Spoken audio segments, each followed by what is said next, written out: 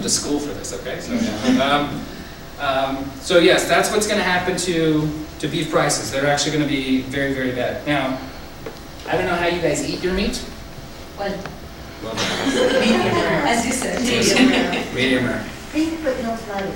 No. Okay, so you're medium well. It depends on, and it's amazing if you go to the United States, a well done in Washington D.C. is different from a well done in New York. It's different from a well done in Florida. It's different from a well done in Texas, Colorado, California. All over the world, it's different. I'll eat it like this, No? and I do that for people. If Chef William said, "Hey, come in and talk to me about beef," I'm perfectly happy with this. Chef William, would you eat this raw? No. Nobody ever does. They're like, nah, not so much, and I'll eat it. It's good. It's chill. And I believe in it that much. We also have another special thing for you guys here today. Any questions? You guys are having great questions here. If you do have to freeze, the sirloin steak that you buy to me, how long would you freeze it for? You know, they have shelf lives here. If you've done it correctly, I would go no more than 3 to 6 months. But I have done the thing where I went, oh crap, that thing's been in there for a year. I'll make it into something, but that's me.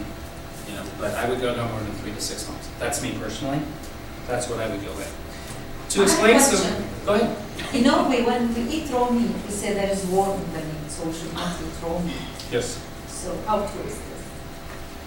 There's no worms in my meat. I don't know about this. What happens is, and here's a dirty little secret, and if you guys run out and tell anybody, I'll deny ever saying it. You're not supposed to have any antibiotics or hormones in beef for it to be brought into Saudi Arabia. It is impossible to raise a cow without hormones or antibiotics. Impossible. So, but not large amounts. Certified Angus beef says we want to be careful. This cow's, it's acting different. We don't know that it's sick. Boom, a little bit. Okay? Brazil does it, everybody does it. Again, if you go out and tell anybody I said that, I will deny it. You're just on YouTube, right?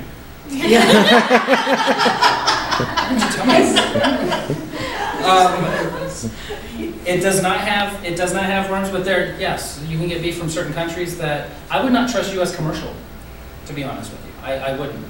I'm not married to U.S. beef. There's bad U.S. beef. There's bad Brazilian beef. There's good for all of them. Where would the worms come from? There are certain diseases that will come. It's kind of like, I don't know if you've ever had a pet, but your cat, your dog will sometimes get worms. It just happens. It's just a parasitical thing that happens. But most of these, I've got to tell you, certified Angus beef, they watch like a hawk, which is saying a lot for the amount of the millions of head of cattle that end up being certified Angus beef. They watch them like hawks. I went there and they keep detailed records. This cow's acting slow. I mean, these guys know the cows. This one's acting a little slow today. And they watch it just to see what's going on with it. One trick here, chilled beef. This is sirloin, okay? And you can see I'm tearing it in half here, okay? This is not really sirloin. This is sirloin. This is not sirloin. And I'll explain here in a second, and here's why I tell you. You go to Tamimi and you want to find the best steak for the lowest price, it's the sirloin. You want to get the best piece of meat out of the sirloin, tell them to go in back and get this, and you want this piece right here. Okay? It's this top piece. Okay? This is the sirloin. The end of the strip loin, if you've ever seen a whole strip, there's a piece of meat right here. Okay? So on this side you have New York steak. On this side, New York strip, sirloin. This part right here is actually New York strip. So you walk into Tamimi and they're saying, and I don't know the prices, I'm just saying, 50 a kilo? Well, if you tell them, hey, go back and get a fresh piece, cut all this off, they're selling that New York strip for 90 a kilo, maybe more. Again, I don't know. Probably double the price. You can get a New York strip from here. Okay? It's New York strip quality. It's a very good piece of meat. And to be honest with you, I've tried showing them. They don't know.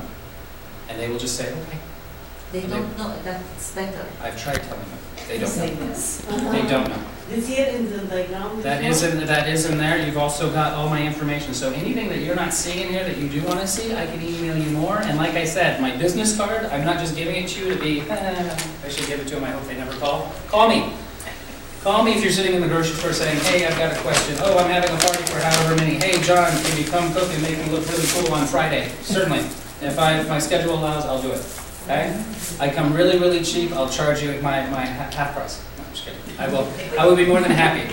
But if you were gonna have somebody go in the back, you'd be asking for the, what kind of meal? You're going to say, I want you to bring out a fresh sirloin. A fresh sirloin. Yes.